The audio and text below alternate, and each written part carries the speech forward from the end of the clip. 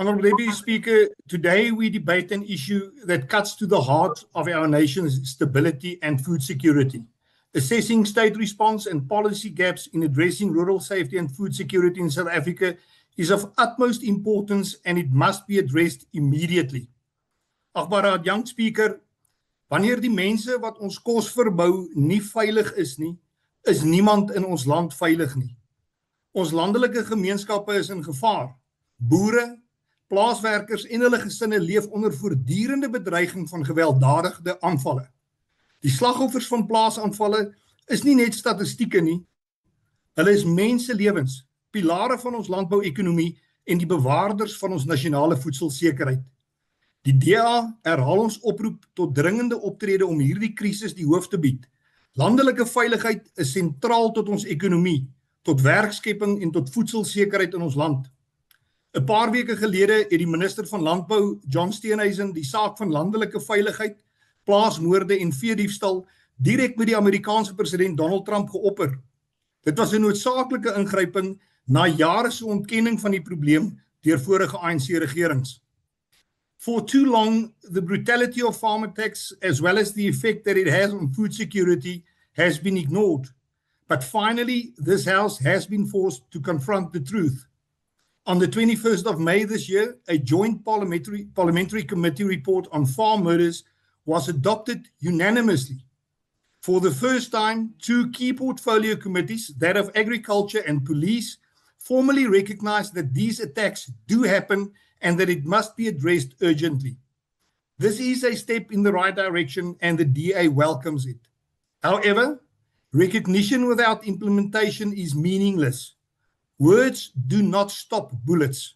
Reports do not restore lives, and food is not produced in stores but on the farms in our country. We therefore need to do more to protect our farmers, farm workers, and people living in the rural parts of our country. When they are under threat, our food security is also under threat.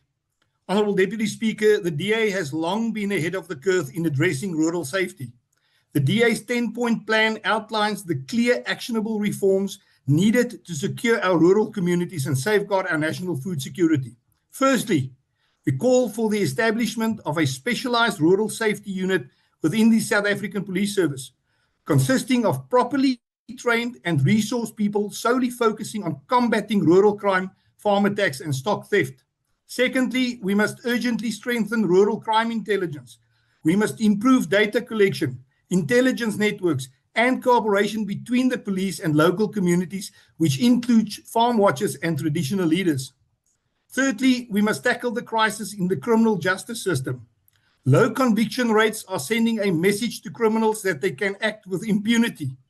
In May this year, the alleged murderers of Mr. Hendrik Venter, a farmer from Kuruman, were set free due to a lack of proper investigation by the police.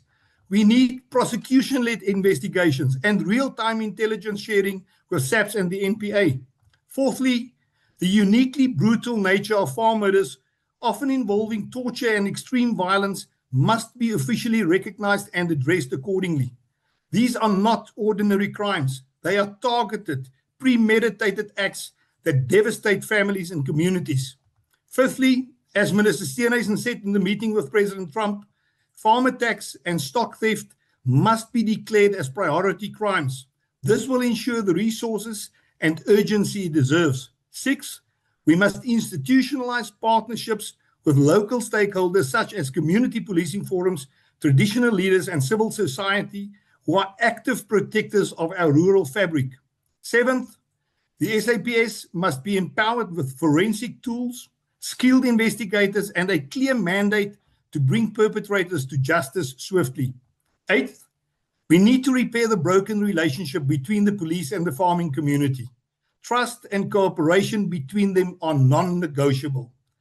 Ninth, we must support our emerging farmers through secure land ownership and financial support. It is them and not the state that must own the land that they farm on. And 10th, the DA will continue to oppose expropriation without compensation. It threatens investor confidence, destabilizes the agricultural sector, and ultimately jeopardizes jobs and food security. Agbare Speaker, plaasaanvalle raak nie net ons landbougemeenskap nie. Dit raak alle Suid-Afrikaners. Dit verwoes lewens, dit bedreig voedselsekerheid en dit vernietig werksgeleenthede. Die DA se standpunt is duidelik. Ons glo in 'n Suid-Afrika waar elke boer en plaaswerker, swart of wit, veilig is en waar ons land se voedselsekerheid beskerm word deur die beskerming van die mense op ons land se plase. As 'n nasie moet ons verenig in hierdie doel, in plaas daarvan dat ons verdeeldheid saai deur op verhoog te staan en veragtelike liedere soos Kill the Boer, Kill the Farmer sing.